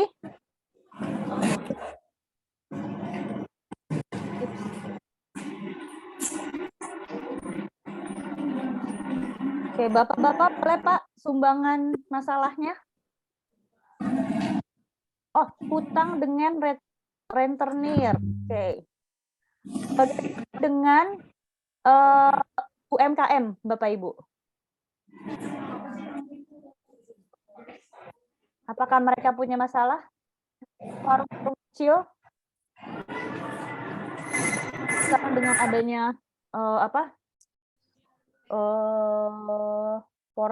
portal belanja online gitu ya. Apakah ada dampaknya dengan warung-warung kecil? Bank Pleci itu apa Bu Nur? Oke. Apakah sudah? Nah, ini contoh kita mendefinisikan masalah, Bapak Ibu. Kita brainstorm dulu sebanyak-banyaknya gitu ya masalahnya. Ini kurang nih. Ini kurang banyak masalahnya. Dan setelah itu kita baru bisa pilih mana masalah yang paling prioritas, kita carikan solusi. Atau ditanyakan ke murid, mana yang menurut kalian paling relevan dengan kamu, mana yang menurut kalian paling parah buat kita bantu. Gitu ya. Oh, bank yang muter ke rumah ini ya, Bu Nur, utang panci gitu ya, kredit panci. Ya. Oke, aku tulis bank plecit. Tapi apakah itu masalah? Mungkin malah membantu. Karena jadi bisa beli barangnya gitu ya, karena butuh banget gitu ya. Tapi mungkin jadi masalah kalau banyak bank plecit atau banyak utangnya gitu ya. Oke, nah kita kembali lagi ke sini. Jadi yang kita lakukan barusan, Bapak Ibu, adalah ini nih, mendefinisikan masalah. Gitu. Biasanya setelah itu, saya dengan murid-murid, saya minta murid-murid untuk membuat pertanyaan, membuat kalimat tanya dari masalah yang dipilih. Gitu. Misalnya, ini sedang terjadi di keponakan saya sendiri lagi project profil nih, masalahnya dia adalah kemiskinan. Masalahnya dia adalah kemiskinan. Nah, saya tanya lagi, apa yang kamu tahu tentang masalah kemiskinan? Apa yang kamu nggak tahu tentang masalah kemiskinan? Saya minta mereka untuk bikin pertanyaan sebanyak-banyaknya, gitu ya, biar juga kebayang gitu. Mereka mau cari tahu apa? Mereka mau jawab pertanyaan yang mana duluan, gitu ya. Kemudian buat pertanyaan-pertanyaan itu menjadi survei, gitu, tanya duluan orang-orang di sekitar kamu, gitu ya, bisa tanya teman sendiri, bisa tanya ke RT RW, bisa minta bantuan mama papa untuk mengirimkan Google Form-nya, gitu ya, buat orang-orang jawab surveinya, gitu ya. Baru setelah paham masalahnya, baru brainstorm ide lagi. Oke, buat bantu orang-orang itu dalam kemiskinan, kita bisa bantu apa? Bikin apa, kita bisa coba apa, gitu ya. Baru survei lagi, tanya lagi sama expertnya, gitu ya, tanya lagi sama ahlinya, misalnya ahli perekonomian, ahli finansial, gitu ya. Kalau sampah mungkin tanya ke tukang kebun atau tukang sampah atau ke WWF atau ke mana lah gitu yang menangani hal-hal tersebut, gitu ya. Baru setelah itu dibuat prototipe-nya, gitu. Nah, merencanakan pembelajaran berbasis project itu sama dengan merencanakan modul mata pelajaran, Bapak Ibu. Sekarang di kurikulum Merdeka itu kita menggunakan 3 tahapan backward design. Gampang banget, cuma 3 tahap. Gitu ya. Saya dulu kuliah S2 itu menyusun perencanaan pembelajaran itu 10 tahap gitu. Sekarang ini gampang banget, cuma 3 tahap. Gitu ya. Yang pertama, identifikasi hasil yang diinginkan, gitu ya. Berarti harus jelas dulu nih, mau tujuan proyek itu apa sih? Gitu ya. Kemudian profil pelajar Pancasilanya apa, dimensinya apa. Gitu. Tapi kalau biasanya kita udah tahu tujuan, terus langsung aktivitasnya dulu gitu ya, dilangkai, terus terakhirnya baru assessment. Sekarang dibalik, Bapak Ibu. Jadi kita harus merancang dulu assessment-nya. Gitu, merancang dulu assessment akhirnya. Merancang dulu instrumennya, gitu ya, baru membuat kegiatan pembelajarannya. Makanya dinamakan backward design. Gitu. Jadi udah tahu dulu nih kriterianya gitu di awal. Gitu ya. Nah, ini contohnya Bapak Ibu, tapi ini contohnya untuk SMA ya. Ini contoh yang saya sendiri bikin buat portal Merdeka Mengajar. Temanya rekayasa dan teknologi, topiknya merancang simulasi digital, total waktu 60 JP. Nah, ini tujuan proyeknya mengajukan solusi permasalahan dan membuat simulasi digital dari solusi tersebut. Gitu. Nah, ini profil pelajar Pancasilanya kreatif, bernalar kritis, gotong royong. Kemudian asesmen sumatifnya, terakhirnya anak-anak akan menjelaskan proses, produk, dan refleksi dalam pameran karya. Jadi juga jelas, yang dipamerin itu proses, produk, dan refleksi. Nggak cuma produk doang. Gitu ya. Nah, indikator assessment-nya itu mengacu kepada profil pelajar Pancasilanya. gitu ya. Kalau Bapak Ibu lihat, yang pertama mengembangkan ide yang berbeda dengan mewujudkannya menjadi nyata, itu kan yang kreatif pertama ya. Menjelaskan pemikiran dengan detail kepada rekan kelompok ketika presentasi, itu yang bernalar kritis pertama. Kemudian menceritakan pengalaman dan bagaimana aku bisa menghadapi tantangan dalam proses pembuatan proyek, itu bernalar kritis yang kedua. Kemudian yang terakhir, yang gotong royong, berbagi peran dalam mencapai tujuan bersama. Jadi jelas harus ada kolaborasinya, gitu ya. Dan ini indikatornya. Gitu. Nah, udah jelas nih assessment sumatifnya, bikin simulasi, gitu ya, dan dipamerkan di pameran karya. Baru diurutin deh, gitu, dari 1 sampai 24. Dan di dalamnya ada yang 2 JP, ada yang 3 JP, gitu ya, karena ini 60 JP, ini SMA. Nah, jadi pertanyaannya, kalau ditanya mulai dari mana nih, Miss Pima, kalau project profil, gitu ya. Ini saya mau disclaimer ya Bapak Ibu, sebenarnya proyek penguatan profil pelajar Pancasila itu nggak boleh disingkat P5. Disingkatnya itu proyek profil. Di buku panduan sendiri itu disingkat proyek profil gitu. Jadi mulai membiasakan nih sekarang gitu ya, nyebutnya proyek profil gitu kalau mau singkat. Nah, pertanyaannya kalau mulai dari mana? Kalau perencanaannya, pertama ya tentukan tema dulu, ya kan? Kalau saya di sekolah Cikal dulu gitu ya, karena kita sudah memulai proyek itu dari 10 tahun yang lalu gitu. Kita sudah menentukan tema proyek dengan murid. Gitu. Jadi murid-murid itu menentukan tema gitu. Nah, kemudian kalau perencanaannya mulai buat perencanaan backward design-nya. Gitu. Jadi tentukan dulu tujuannya, habis itu rencanakan assessment-nya, baru rangkaian aktivitasnya. Gitu. Itu harus dibuat duluan di perencanaannya. Baru deh habis itu kalau pertanyaannya mulai dari mana kegiatannya gitu ya. Pastikan dimulai dengan kegiatan pemantik. Bapak Ibu. Bukan cuma pertanyaan pemantik tapi kegiatan pemantik. Yang seperti apa tuh, Miss Pima? Nah, kegiatan pemantik itu adalah kegiatan yang memprovokasi perasaan dan rasa ingin tahu murid terhadap suatu hal. Gitu ya, bisa apa aja. Bisa pasangin film juga bisa gurunya role play pura-pura jadi orang miskin juga bisa, atau bisa langsung hari pertama proyek dibawa ke tempat pembuangan sampah gitu ya.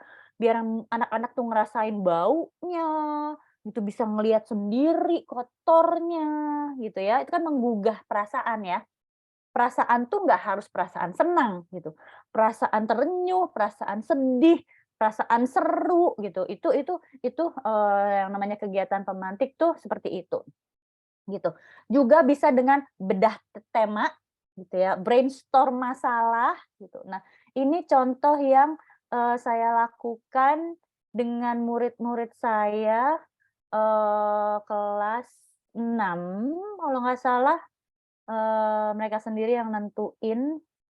Nah, ini ngebedah satu tema gitu ya, satu tema, satu kelompok, brainstorm masalah kayak kita tadi itu masalah apa, terus kertasnya dipindahkan gitu, jadi semuanya ngebedah semua tema gitu ya. Ini bisa dilakukan. Ini contohnya. Kemudian eksplorasi masalah, kemudian diskusi. Nah, diskusi itu harus terjadi gitu ya. Jadi kalaupun udah pilih masalah, ini contoh kegiatannya, itu lanjutan dari kegiatan yang tadi nih. Aktivitas kedua nih waktu itu, ini anak-anak saya minta pilih 3 masalah gitu yang pengen mereka tuju, kemudian itu posternya yang kemarin ditempel di tembok, jadi mereka bisa kapan aja lihat gitu ya. Kemudian mereka tulis, habis itu mereka diskusi sama temennya gitu. Saya pasangin mereka berdua-berdua, pasangannya dari kelas lain dan beda gender gitu ya, yang cowok sama cewek, yang cewek sama cowok. Nah, tugasnya adalah minta masukan dari temannya gitu. Jadi nggak cuma ngasih tahu doang, saya masalahnya ini, tapi kamu ada pendapat nggak? Menurut kamu bagaimana gitu? Kamu punya ide lagi nggak? Jadi minta masukan dari teman-temannya. Gitu.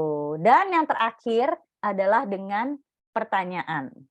Pertanyaan dari guru, pertanyaan dari murid lain, kasih lihat gambar terus bertanya sebanyak-banyaknya tentang gambar itu, atau pergi ke suatu tempat kemudian tuliskan pertanyaan dari yang kamu lihat, gitu ya. Seperti itu adalah kegiatan pemantik. Nah, kalau tadi dimulai dengan apa? Sekarang pertanyaannya berakhir dengan apa, Miss Pima? Nah, ini ada kok di panduan Bapak Ibu, kalau baca panduan di situ tertulis jelas. Berakhir dengan perayaan belajar, gitu ya. Jadi merayakan sekecil apapun keberhasilan, gitu ya. Apa yang dirayakan? Nah, ini biasanya isinya menampilkan proses atau produk. Ini salah nih, proses dan produk harusnya. Melibatkan berbagai pihak, gitu. Jadi nggak cuma murid-murid aja, gitu ya. Orang tua juga bisa ikut, bisa mengundang sekolah lain juga bisa. Intinya, Bapak Ibu membagikan pengalaman belajarnya kepada orang lain, gitu ya. Karena gini, perayaan belajar adalah acara yang dimiliki oleh peserta didik, bukan pendidik. Jadi ini punyanya murid. Gitu. Nah, yang lebih penting lagi adalah refleksi penutup. Ya, sebagai bentuk dari refleksi tindak lanjut, itu refleksi ini juga memiliki proyeksi ke belakang, apa yang sudah dilakukan, dan ke depan, gitu, apa yang akan dilakukan setelah ini. Gitu. Oke. Nah, ini contohnya pameran karya sederhana yang dilakukan ini malah bukan di sekolah, Bapak Ibu, ini di Learning Center di Bintan, binaan saya, yayasan binaan saya.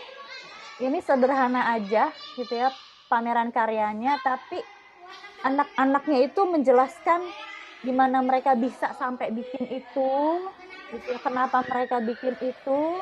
Terus kalau Bapak Ibu lihat nih anak-anak usia SD kelas 1 sampai kelas 3, lucu ya. Ini adalah apa ya, merupakan latihan presentasi nanti mereka untuk ke depannya gitu. Nah, kalau yang ini rame-rame presentasinya, jadi beda teknis gitu ya. Jadi mereka juga belajar latihan komunikasi, presentasi ke orang lain.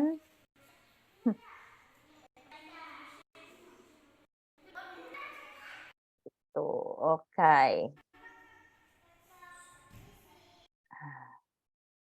Oke, ini sampai kita di akhir yaitu refleksi. Sebelumnya, apakah ada yang mau bertanya? Boleh, silakan tulis di chat dulu, Bapak Ibu, supaya menghemat waktu. Jadi nggak nunggu gantian bicara, boleh silahkan tulis dulu pertanyaannya di chat apabila ada pertanyaan. Silahkan. Mari Bapak Ibu bisa menuliskan pertanyaan lewat chat atau ada pertanyaan langsung dengan raise hand.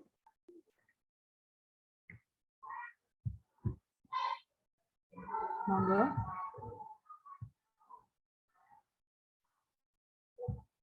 Bu Melia. Bu Melia, monggo Bu Melia.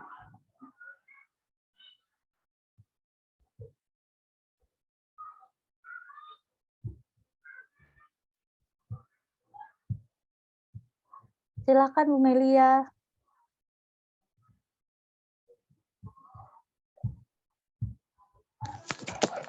Terima kasih untuk waktunya, Bu. Silakan, Bu. Izin bertanya ya, Bu. Tadi ketika Ibu menjelaskan tentang proses pembelajaran berkelanjutan, di situ disebutkan bahwa kita harus mengkaji dulu masalah apa yang ada di sekeliling kita.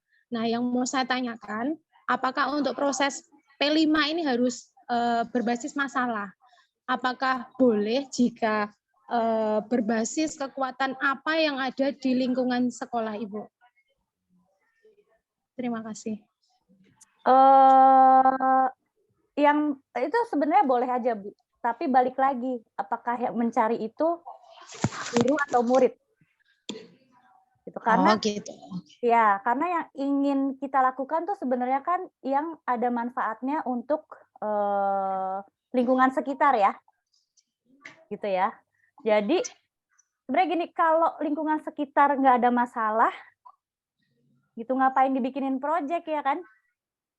Logikanya sih gitu. Tuh. Jadi berarti kita memang harus berbasis masalah dulu gitu, Bu. Ya. Jadi Misalnya gini, ada satu daerah yang kekuatannya, asetnya itu perikanan. Gitu. Terus kita mau buat proyek yang dari ikan gitu. Pertanyaannya, apakah itu membantu orang-orang yang berjualan ikan atau orang-orang yang berpenghasilan dari ikan gitu.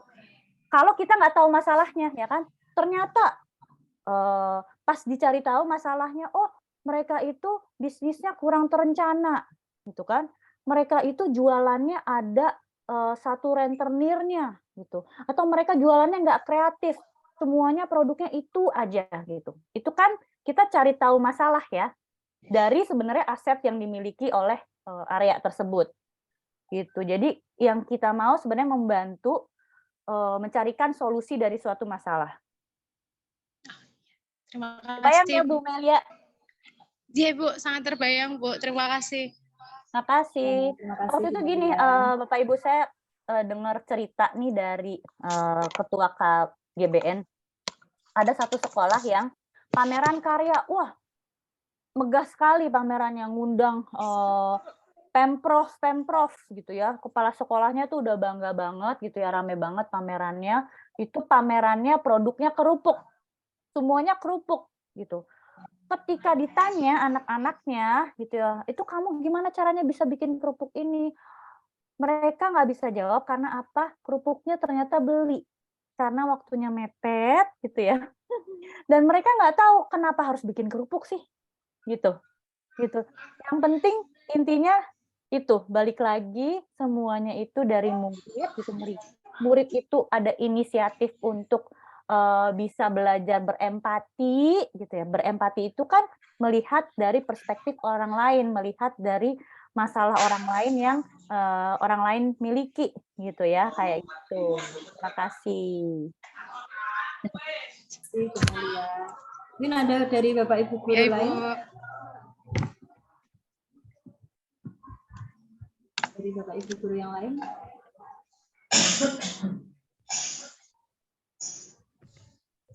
Ini ada di chat juga ada. Bu Bispim, bisa saya bacakan ya yang dari Oh iya, chatnya boleh. Oke. Yang pertama dari Bu Leni Purwalini, kita kesulitan untuk pembuatan modulnya, Bu. Mohon penjelasan untuk pembuatan modul sebelum kita melakukan P5. Oke. Tadi sekilas sudah saya jelaskan ya, Bu Leni, pembuatan modul itu yang pertama pakai 3 tahapan backward design. Itu tadi. Jadi lebih mudah gitu. Kemudian tadi saya sudah memberikan contoh yang seperti ini. Nah, ini saya sudah bisa bilang ini sudah modul. Itu buat saya ini udah cukup. Asal jelas asal jelas, tujuannya jelas gitu ya, assessment-nya jelas, kemudian alur aktivitasnya jelas gitu. Jadi kalau orang baca itu udah jelas gitu. Oh, assessment sumatifnya itu menjelaskan proses, produk, dan refleksi dalam pameran karya gitu. Kalau orang yang baca ini kan cukup jelas ya, akhirnya tuh apa gitu. Kemudian baca indikator assessment-nya itu juga udah jelas. Berarti yang dinilai itu dia bisa mengembangkan ide gitu. Kemudian menjelaskan pemikiran, menceritakan pengalaman, sama berbagi peran dalam mencapai tujuan bersama. Kemudian kalau alur aktivitasnya itu kan jelas ya, dari temukan, bayangkan, lakukan, bagikan. Gitu. Itu sesuai dengan alur aktivitas dicontoh di panduan nih. Temukannya ngapain? Oh, 1 kegiatan pemantik, 2 curah pendapat minat, 3 Ini kalau SMA, ini saya mengajarkan proses berpikir desain nih di sini. Kemudian 4, mengidentifikasikan masalah. 5, membuat pertanyaan. Gitu. Nah, ini kan jelas ya. Yang lebih penting lagi sebenarnya, Bu Leni, itu kitanya sendiri brainstorm dulu masalahnya. Jadi kegiatan yang tadi kita lakukan dengan Jamboard, kegiatan yang kita lakukan tadi dengan saya menggunakan Jamboard, itu Bapak Ibu guru fasilitator harus lakukan juga di semua tema, di 6-6-nya. Kemudian setelah itu, dengan murid ketika mau mulai, itu juga dilakukan juga, brainstorm masalah juga.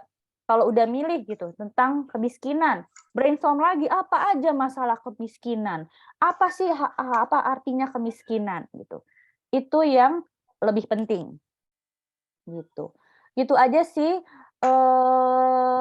Ini soalnya terkadang ada rasa minder jika lihat P5 yang wow-wow gitu, Miss.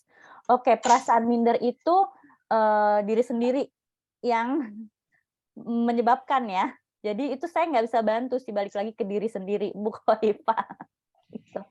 Mudah-mudahan kebayang ya, Bu Leni, kalau lihat yang di portal-portal Merdeka Mengajar, kalau udah ada yang modul ajar yang bisa digunakan, tinggal gunakan aja gitu. Tapi kalau perlu bikin sendiri, menurut saya itu lebih baik karena kita jadi punya rasa kan ya.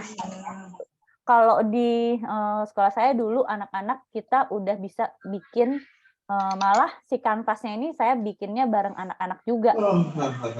Temanya, tujuannya, asesmennya apa, gitu. Gitu, oke. Bu Frida boleh 2 pertanyaan lagi ya, nih kayaknya Bu Khoifah dan Bu Eni. Oke, Bu Khoifah nih. Bagaimana kriteria agar P5 yang kita lakukan udah sesuai, Miss? Apa kriteria paling minimal yang harus ada, Miss? Kriteria minimal yang harus ada itu harus jelas permasalahannya, Bu Khoifah. Harus jelas ini masalah apa yang mau dicarikan solusi. Yang kedua, ini apakah inisiasi dari murid. Yang ketiga adalah ada diferensiasinya atau enggak. Itu aja kriterianya. Itu kriteria paling minimal. Tapi susah ya, walaupun minimal. Oke. Mudah-mudahan terjawab ya, Bu Khoifah. Nah, ini Bu Eni nih, menarik nih. Kami ingin mengangkat masalah limbah industri kain di lingkungan sekitar sekolah. Kira-kira masuk ke tema mana, Miss? Menurut Bu Eni, tema mana Bu Eni?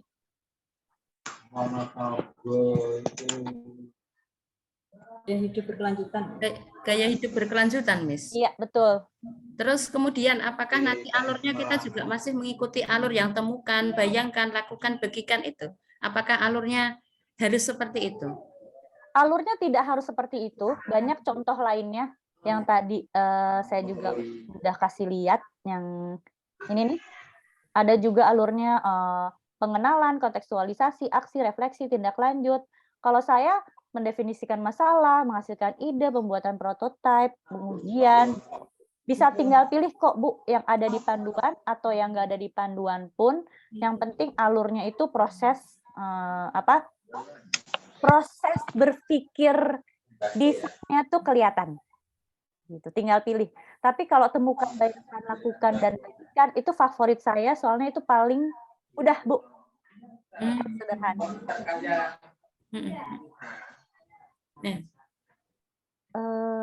Oke. Pak Wahid mau bertanya, silakan. Terakhir ya. Ya, terima kasih. Mau tanya mungkin agak beda ya. Kalau di SMP itu kan gurunya guru mapet, kan guru kelas. Nah, ini mohon pencerahannya dalam membagi mengenai ini, bagi tugas untuk guru-guru, baik itu yang mengarahkan ataupun dalam menilai. Karena di SMP sendiri kan kita minimal ada 3 tema ya. Ada 3 tema, sehingga perlu kita bagi-bagi atau mungkin itu dikerjakan bersama-sama. Mungkin pencerahan dalam mengangkat atau melaksanakan kegiatan itu. Hubungan dengan sehubungan dengan ini apa kita sebagai guru mapel gitu, bukan guru kelas. Terima kasih. Terima kasih. Jadi kalau saran saya, semua guru apapun, mau guru kelas ataupun guru mapel itu bisa di tema apa aja. Karena tema-tema itu adalah yang terjadi di kehidupan sehari-hari kita. Itu jadi bukan berarti kalau jiwa dan raga itu harus guru olahraga, ya, bukan berarti. Gitu. Atau apa misalnya berkelanjutan harus guru IPA, gitu. Tidak harus. Gitu. Karena semua itu temanya berlangsung di kehidupan kita sehari-hari.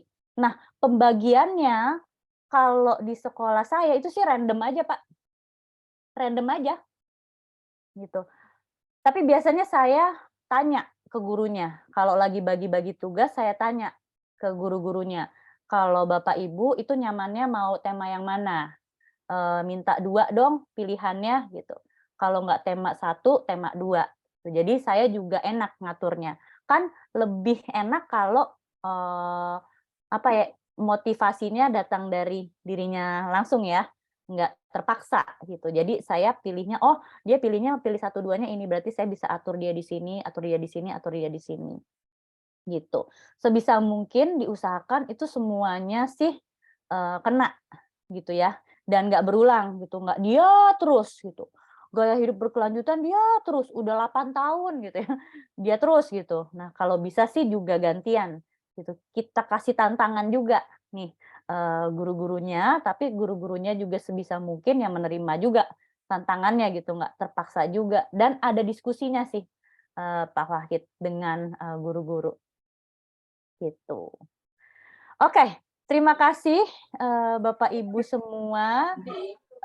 Kita sudah tiba di akhir acara karena sudah hampir jam 10. Okay. Nah, silakan Bapak Ibu boleh jawab di chat, boleh ketik di medsosnya masing-masing juga boleh, refleksinya, ya. Perubahan apa yang Bapak Ibu dapatkan dari sesi hari ini? Kemudian apa yang akan Bapak Ibu lakukan setelah mempunyai pengetahuan dari pelatihan ini?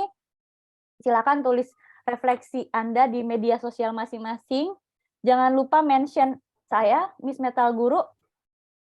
Sebarkan pemahaman baru Anda. Jadi biar orang-orang lain bisa lihat gitu. Wah, karena sesi kita pagi ini jadi banyak lebih paham nih gitu. Jadi pengen tahu dong gitu. Jadi harapannya Bapak Ibu juga bisa sebarkan nih pemahaman baru kita.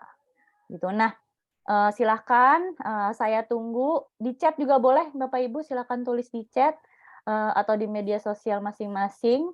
Saya tutup dengan quote ini Bapak Ibu. Jadi salah-salah dulu juga nggak apa-apa gitu ya. Yang penting gitu ya, untuk belajar bukan buat diulang gitu ya. Mistakes are meant for learning, not repeating. Terima kasih Bapak Ibu semua. Mudah-mudahan bermanfaat dan bisa langsung diimplementasikan. Saya tutup dengan alhamdulillahirabbil alamin. Assalamualaikum warahmatullahi wabarakatuh. Waalaikumsalam warahmatullahi wabarakatuh. Terima kasih Miss Pim dengan closing statement-nya yang luar biasa. Semoga apa yang diberikan Miss Pim hari ini bermanfaat untuk kita semuanya, bisa memajukan dunia pendidikan di Jepara dan Indonesia pada umumnya. Amin. Semoga sehat selalu dan semangat untuk Miss Pim. Terima kasih. Bu Frida, kita foto bareng dulu dong. Oh iya. Ayo, ada yang tugas foto Pak Zainal. Semoga Pak Zainal. Pak Rifa udah lama deh gak ketemu. Oke. Siap. Oke, siap yuk. Bu Frida yang foto ya. Biar aku yang foto ya no. Atika. Oh, oke. Atika.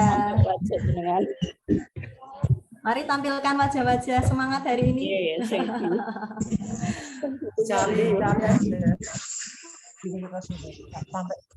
Rene. Udah belum? Belum. Rahmat Abdul Aziz sono. Bu Atika, Tambah banyak. sudah Bu Atika? Ya, Bu. Rohku jenengan Rahmat Abdul Aziz. Ya, Bu. 1, 2, 3. Simetri, Bu. 1, 2, 3. Ibu aku ra ono yo, jenengan masih Pak ya. Kok beca itu aja. Ya, Bu. Sudah? Bu Atika? Oke, terima kasih Mbak Atika. Miss Pin, terima kasih. Terima kasih Kami ucapkan Bapak Ibu. salam sehat. Selamat hari ini. Terima Semangat kasih pagi. Bu Kimaduna. Miss Saya izin Miss ya. Oke, bye-bye. Oke, terima kasih Bapak Ibu semuanya. Sebelum kita tutup hari ini nanti ada pembagian door prize, dan yang berkesempatan mendapatkan door prize hari ini ada 4 orang. Yang pertama tadi Bu yang sudah tanya ya, Bu Melia, Bu Leni Purwarini, Bu Hoifah, dan Bu Eni Yulianti. Oke, sebelum kita tutup, Frida, halo. oh iya, Selain pengurus ada lagi selain enggak? pengurus, Selain pengurus ada lagi enggak? tadi yang tanya di chat tadi Bu Leni. Oh gitu ya. Oke, yang Bu Melia tadi secara langsung. Nara Ismawati. Teranwat saya Pak. Mungkin sebelum kita tutup kita refleksi. Tadi kita sudah membahas tentang P5, di mana kalau Miss Pin tadi mengarahkan kalau kita menyebutnya tidak P5 ya, tapi project profil ya, project profil. Ada beberapa langkah. Yang pertama tadi ada mendefinisikan masalah, ada menghasilkan ide, ada pembuatan profil. Mungkin ini adalah wahana yang bagus kita untuk sharing. Jadi nanti tetap kita tunggu penerapan terbaiknya, aksi nyatanya di sekolahan masing-masing. Tetap kita sharing, kita kembangkan bersama-sama untuk dunia pendidikan di Jepara kita. Ini dari saya cukup sekian. Jika ada kesalahan saya mohon maaf. Wassalamualaikum warahmatullahi wabarakatuh. Waalaikumsalam warahmatullahi wabarakatuh. Waalaikumsalam warahmatullahi wabarakatuh. Terima kasih semuanya. Salam sehat. Jangan lupa presensi, Bapak Ibu. Oh, siap. Iya, presensi ya. Di chat, monggo di chat ada presensinya. Yang kami hormati Bapak, Ibu, pengurus dan pengawas Asosiasi Bidaya Kusuma SMP Negeri 1.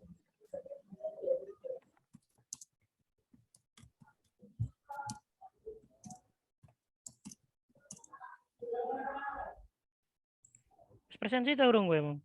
Monggo Bapak Ibu bisa live. Nanti kita akan share absennya juga di grup MGMP.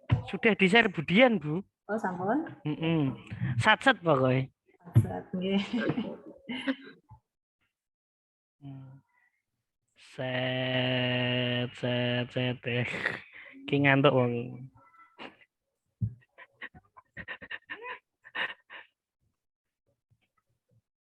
Tak stop ya Ki ya, recordingnya ya. Ya, stop, Bos. Oke.